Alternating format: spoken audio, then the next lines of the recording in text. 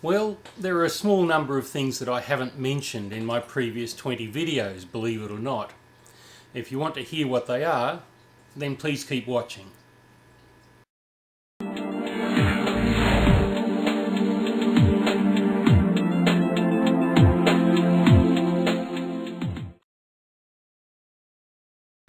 G'day. Welcome to Crystal Clear Mathematics, where it is easier than you think. I'm your host, Graham Henderson. In my previous 20 videos, I shared quite comprehensively how to go about studying. In this last video in the set, I want to share something of a confession with you. This confession takes the form of 10 observations that I've made, or 10 attitudes that I have towards study and towards students who study. The first is, there's not much point going to tutoring or going to classes if you're not going to bother learning the material. I've encountered students in my classes on occasions who have spent 13 years in school and still can't add or multiply properly, let alone understand percentages, decimals, algebra, anything else about mathematics. And you truly wonder where the 13 years have gone.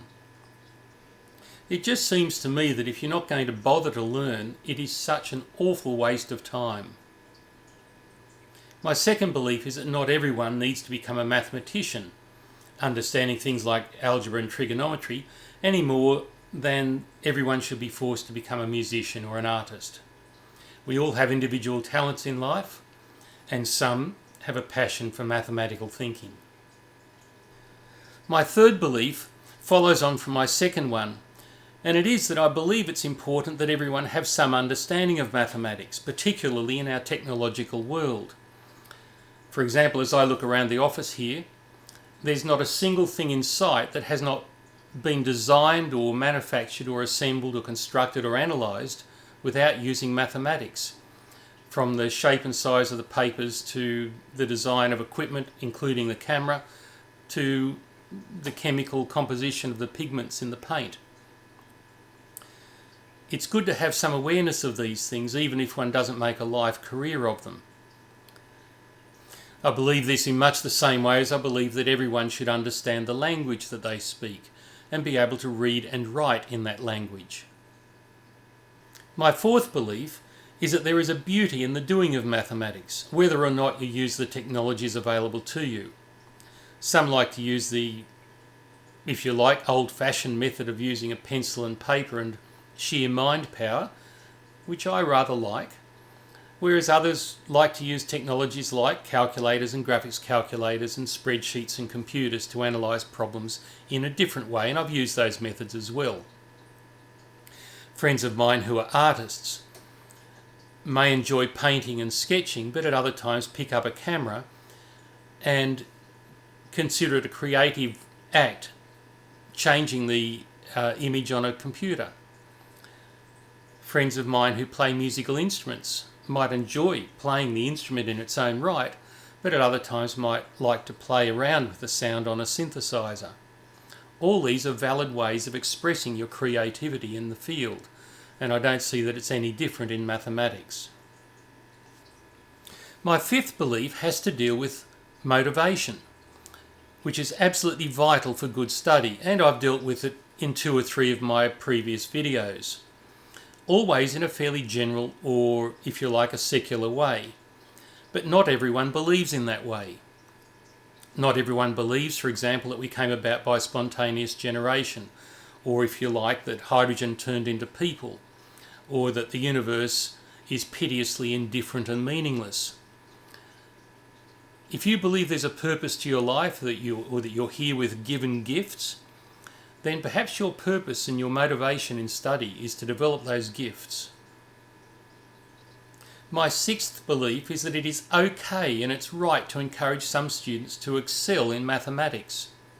It's not just a nerdy thing to do, any more than it is for students who want to excel in music or swimming or history or literature or any other field of endeavour.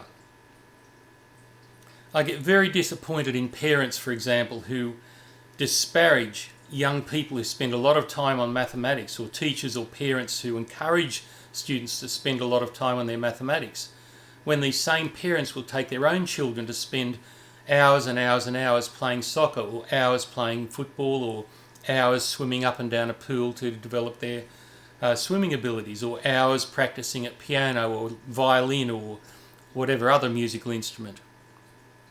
I think it's terribly unfair and it's terribly unbalanced, and I think it's right and proper that young people, if that's their passion and their natural ability, be given opportunity and time to invest considerable quantities of time in developing their mathematical potential to the full. My seventh belief has to do with the amount of time that students will commit to their study and their homework. In Australian schools, students spend about 30 hours per week at school. Yet, if they're 15 or 16 or 17 years of age and left school, they'd probably spend 35 or 40 hours per week working, and some of them longer with overtime.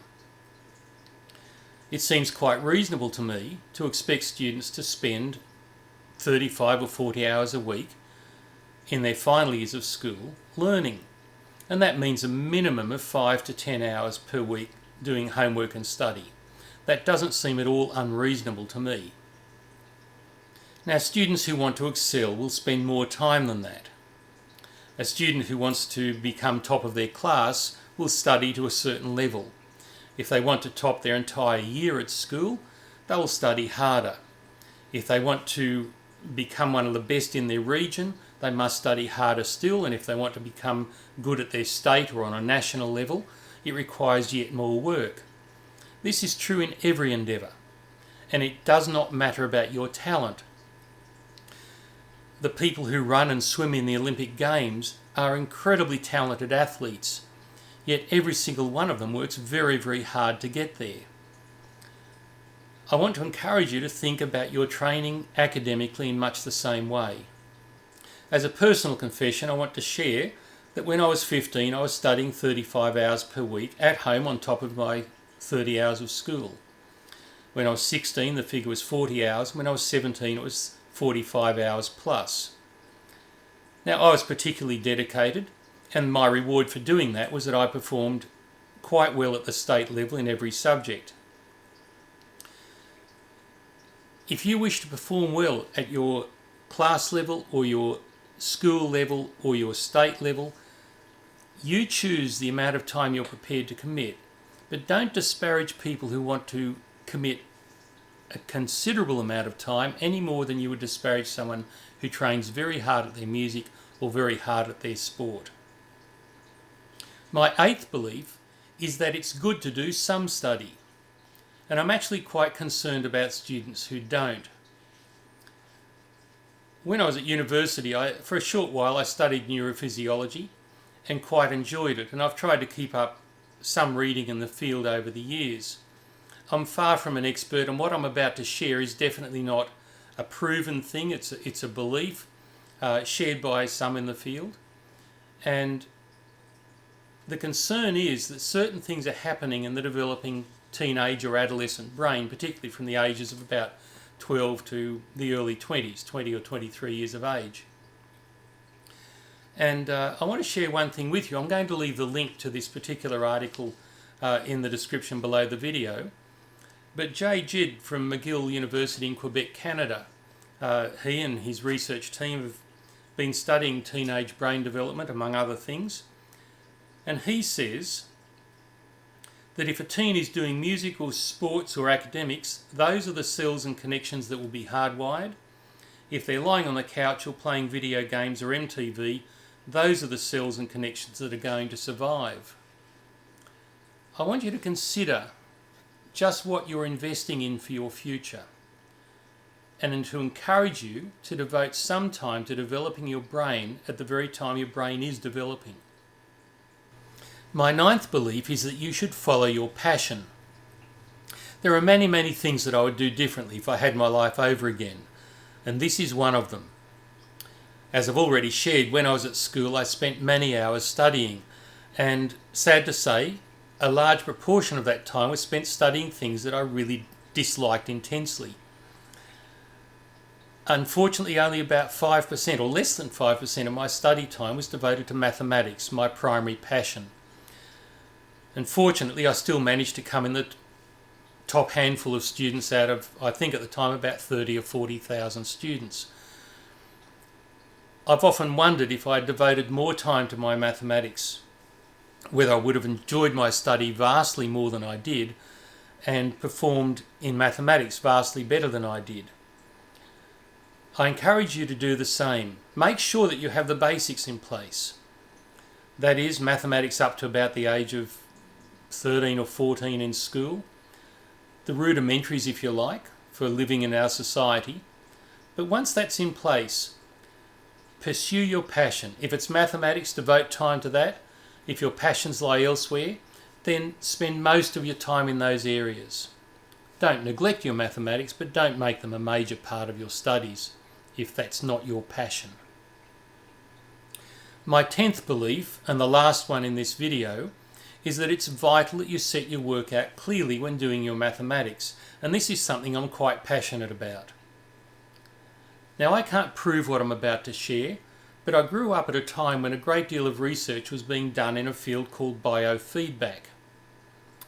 And I have a theory that what you put on your paper reflects what is going on in your mind, and also it feeds back into your mind and influences how you think.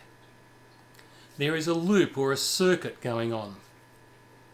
If you're thinking in a messy way and put your work out in a messy form on paper, then what you read and what goes back into your mind is also messy and confusing. I believe firmly in training yourself to think clearly and to present your work clearly, so that as you proceed through a problem and set your work out in a clearly and stepwise fashion, that it not only is reflecting your good, clear thinking, but it's also influencing your thinking for the better. And I encourage you to set your work out, and you will notice when I start doing my producing my mathematics videos next year that this is something that I emphasize a great deal. So please watch out for it. Well, there they are. I hope my sharing these 10 beliefs has helped you clarify your beliefs and your attitudes and your approaches to studying mathematics.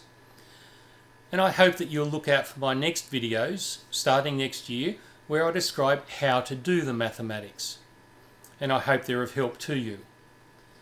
In the meantime, please subscribe to my channel or like or comment on this video. Thank you.